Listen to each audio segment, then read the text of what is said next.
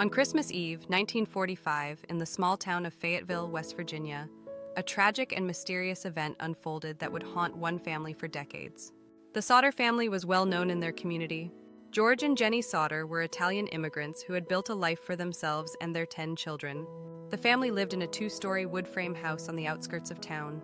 That Christmas Eve, the Sodders were celebrating together. Presents were exchanged, laughter filled the home, and the children were excited for the magic of Christmas morning. Around 10 p.m., Jenny told her younger children it was time for bed. 5 of them stayed up later than usual: Maurice, 14, Martha, 12, Louis, 9, Jenny, 8, and Betty, 5. George, Jenny, and their younger children went to bed upstairs, while their eldest son, John, 23, and George Jr., 16, had already retired for the night after a long day working with their father. At around 1 a.m., Jenny was awakened by a strange noise, a thud followed by a rolling sound on the roof. She dismissed it and tried to go back to sleep, but within minutes she smelled smoke. Rushing out of bed, she found that George's office, located on the ground floor, was engulfed in flames. She screamed for her husband and children. George, Jenny, and 4 of their children managed to escape, but the 5 children who had stayed up late were nowhere to be found. The family frantically searched for a way to rescue them. George broke a window, slicing his arm in the process, and tried to climb back inside, but the flames were too intense.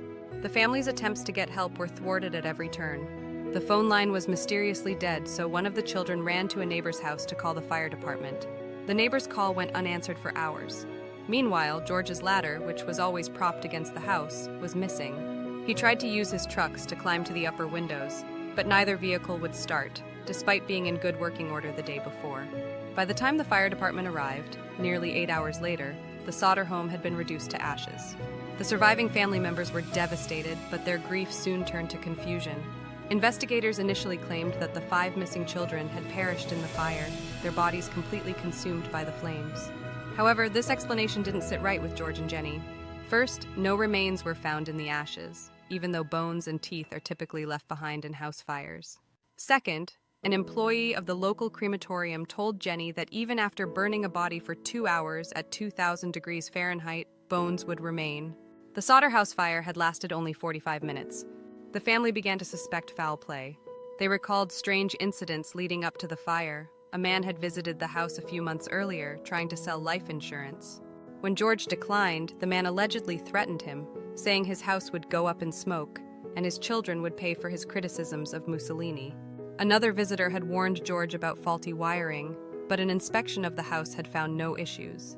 On the night of the fire, Jenny also remembered hearing footsteps on the roof and a loud noise, possibly an incendiary device. In the weeks and months following the fire, the Sodders received cryptic tips and sightings. A woman claimed she saw the children peering out of a passing car while the fire raged. Another woman, working at a tourist stop, said she served breakfast to 5 children who matched their descriptions, accompanied by 2 strange men. Years later, George and Jenny found a photograph of a young girl in a magazine. The resemblance to their daughter Betty was uncanny.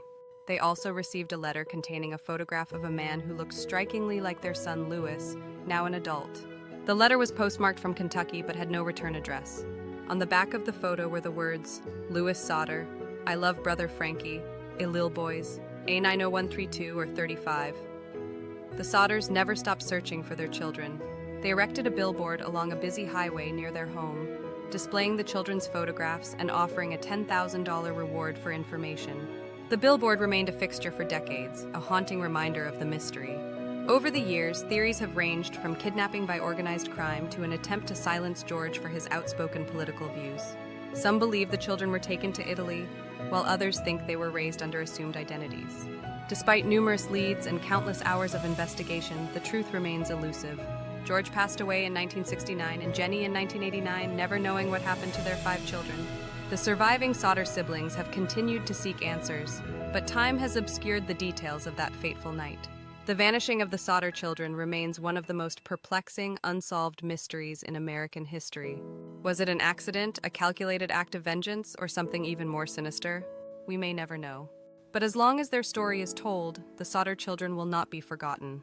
If you enjoyed this story and want to uncover more eerie and unsolved mysteries, be sure to like, subscribe, and join us here at the Storyline Collectives for your next chilling tale.